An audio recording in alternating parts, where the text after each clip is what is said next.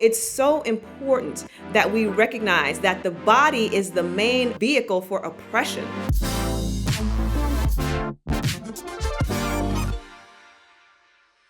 Right now, fat activism is having a moment on social media, but the revolution had already been here for a minute before y'all showed up. From fat liberation to fat acceptance to the body positivity movement, where women who are a size 8 let us know that their lives are hard too. Yes, we know, you are a woman after all. It's just that your meeting is down the hall. I dig deeper into the first, second, and third waves of feminism and fat activism and follow the roots of fat phobia right back to their origin, which is, you guessed it, slavery. No, not again. Yes, again. Let's get into it with Sabrina Strings. Dr. Sabrina Strings, thank you so much for coming to talk to us. Would you mind telling anyone who might be watching this who you are and what you do? My name is Sabrina Strings, and I'm an associate professor of sociology. You can take a look at my book, which is Fearing the Black Body, The Racial Origins of Fat Phobia.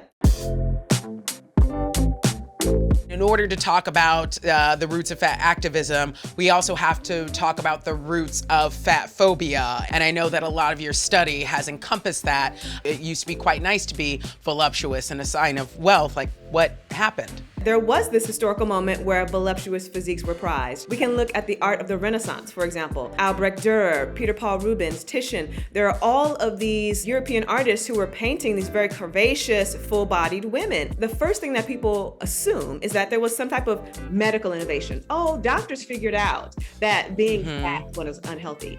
Actually, that's not the case. What took place was the rise of the slave trade. I knew it!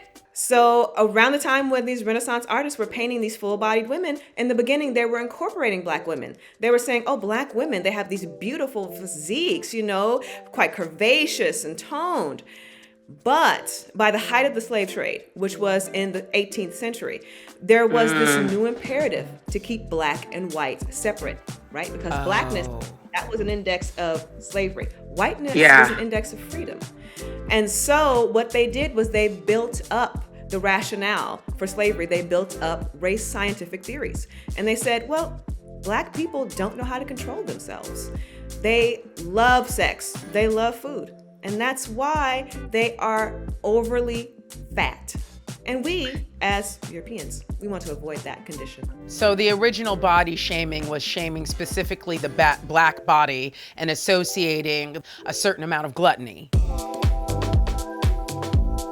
We kind of can't really talk about this for too long without getting into the story of Sarah Baartman, the Hottentot Venus. Hottentot is a term that the Dutch colonists gave to the individuals living at the Cape in South Africa. When around the late 18th century came along, maybe early 19th century, there was a woman known as Saartjie Baartman or Sarah Baartman who was deemed a quote unquote Hottentot by the colonists.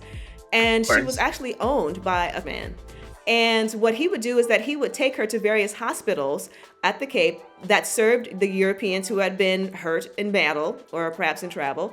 And she would do a little dance for them. And he made some coin presumably off of this? She was seen by an entrepreneur, Alexander Dunlop. And he said, okay, I think I know a new little plan to make myself some bucks. So he purchased her and then he took her to London and put her on display as a quote unquote perfect specimen of Africanity. And as you might imagine, part of the reason why she was deemed that was the size and shape of her body. I mean, today we would call her thick. She was curvaceous, she was voluptuous. And this is part of the reason why he wanted to put her on display. Yeah, and it was specifically this like hyper focus on her butt in particular, like thighs and butt. It was before Sir Mix-a-Lot even thought about it. I want to talk briefly about Audre Lorde because so much of her work is about intersectionality, and I feel like that is important to kind of get us into fat activism. Audre Lorde was such an important Black feminist theorist. We're talking about a Black female and a lesbian. And so there are many different types of groups who would have been extremely dismissive of this type of identity. She's showing, even amongst women, there is still this desire to keep these hierarchies in place. If you are white and wealthy and heterosexual, you are the person who has been given the mic.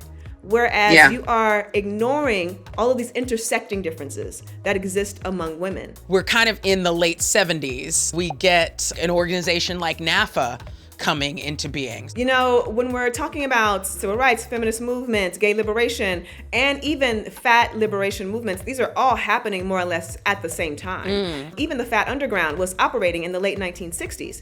They were also saying, they were also saying, we deserve to be visible. We deserve acceptance as we are, just like women, just like people of color, just like gays. We do not have to change who we are for acceptance in our society. I mean, this was the revolutionary era, and all of these movements, not just the identities, but the movements themselves were intersecting.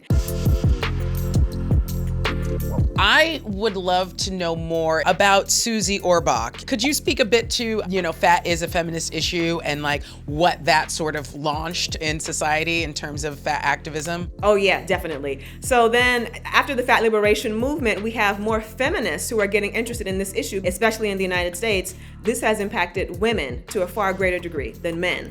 Surprise. It checks out. So there was Susie Orbach, and then even before her, there were people like Kim Chernin who were saying, you know what? There's a tyranny of slenderness. The tyranny of slenderness needs to be on a banner on my wall. There were so many people who were writing about this. That's tyranny of slenderness, cult of thinness.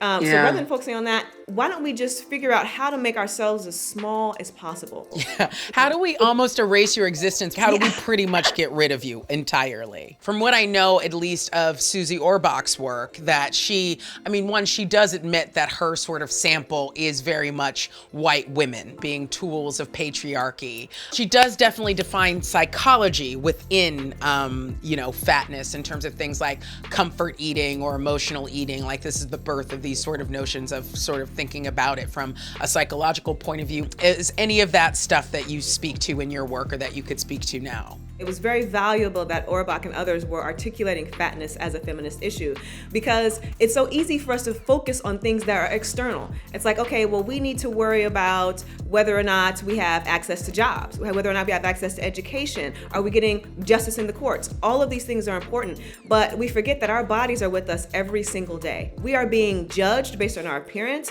and then from there, we are being given better treatment or worse treatment. Yeah. And so it's so important that we recognize that the body is the main vehicle for oppression. And so when we talk about fatness in particular, what they did was they were continuing a conversation that was really begun in the 60s, but they didn't at all address the pertinent issue, the pressing issue of race in their work. Yeah. And so we don't get to pretend like just because a handful of feminists did it in the 80s, that it's not still a very important form of oppression today. Yeah.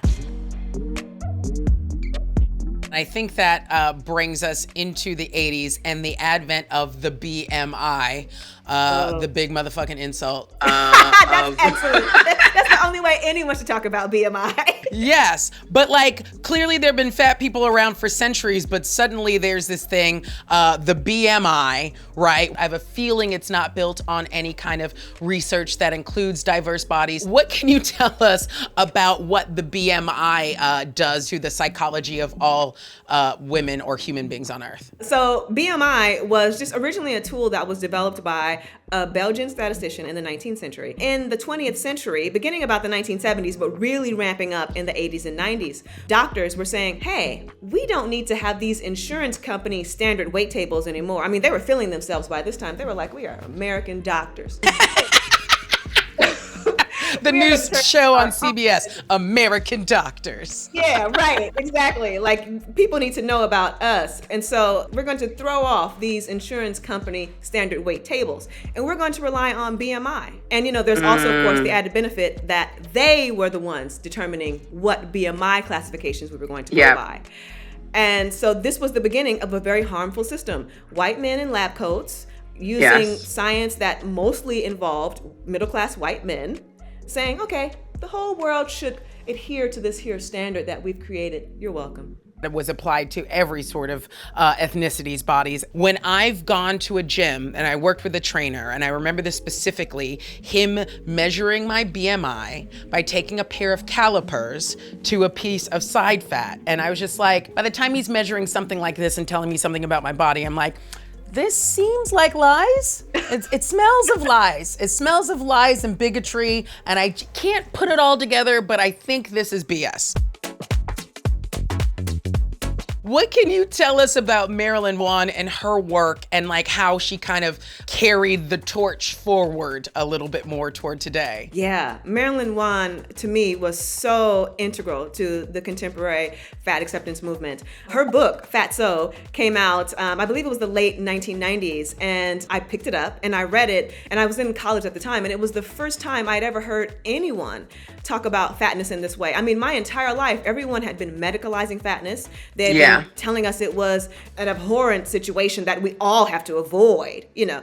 And so to read her book and to the first time be introduced to these ideas that fat people are no different from anyone else, that there's nothing wrong with being fat, and we all simply can accept our bodies, I was like, what is happening? Felt like there hadn't been as many people doing this kind of work for you know, the early part of the 90s, if we're being honest. I feel like we were happy to just tell fat people to like buck up and like start your life once you've lost 100 pounds, but otherwise we're done entertaining you. As a young person growing up in that era who was fat my whole life, that's what it felt like. It was just like, you should not exist, you're wrong, you're ugly, you're sad, please stop.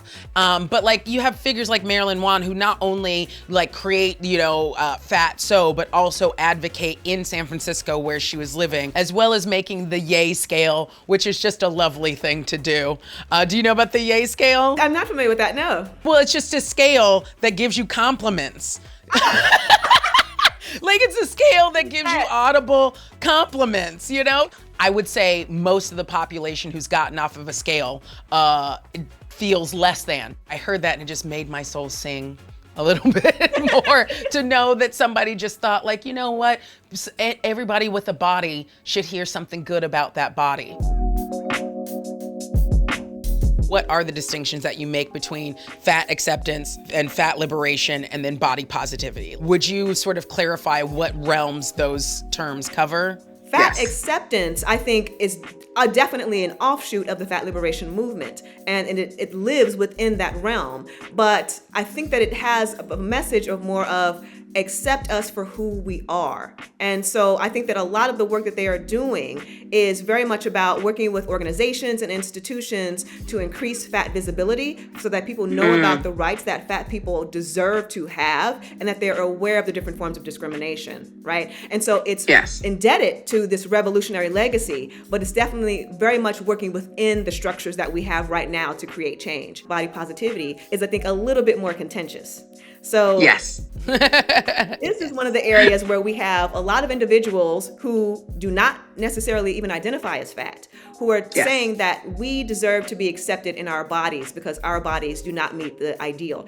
But the problem that a lot of people have with body positivity is that because there are so many women, largely, who are either small fat, people who are not really that fat and typically may not even face discrimination based on that. Or it could be straight-sized allies who are saying, well, I've been discriminated against. I think Stephanie Yeboah talks about it being an all bodies matter movement, you know, to kind of bring it into the contemporary sphere of like, yes, it is true that everybody deserves to feel a sense of ownership and, you know, happiness within their own skin, but you are still distracting from people who face actual discrimination. So please move and get out of the way so that we can actually fight for our civil rights as human beings and not for the right to you, for you to pose in your bikini on Instagram, which is great, you know, but is not as revolutionary as, I mean, honestly, someone like Tess Holliday doing the same thing. You know, she's on this cover of Cosmopolitan in her bathing suit. You get the positive, like, yes, you go, girl, and thank you for doing this, and it's so important.